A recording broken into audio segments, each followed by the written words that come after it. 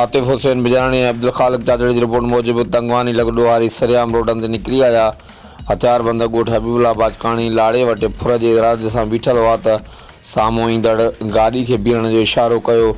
न बीहण तां हथियारबंदनि हथियारनि जा मुंहं खोले छॾिया। फायरिंग जे नतीजे में गोलियूं लॻण सबबि मासूम ॿारड़ो जमील उर्फ अली लाशारी पुट अल्ताफ़ लाशारी थड़े ते क़त्ल थी वियो। फायरिंग सबबि इलाइक़े वासी निकिरी आया, जवाबी फायरिंग करे ॾिनी। हथियारबंद मौक़े तां फ़रार थी विया। अहिड़ो इतला पुलिस खे ॾिनो वियो, पर पुलिस वाक़े वारे हंधि देर सां पहुती। मासूम ॿार जो लाश अस्पताल मुंतक़िल कयो वियो। कार्रवाई बाद लाश वारसनि हवाले कयो वियो। लाश घर पहुचण ते कोराम मची वियो।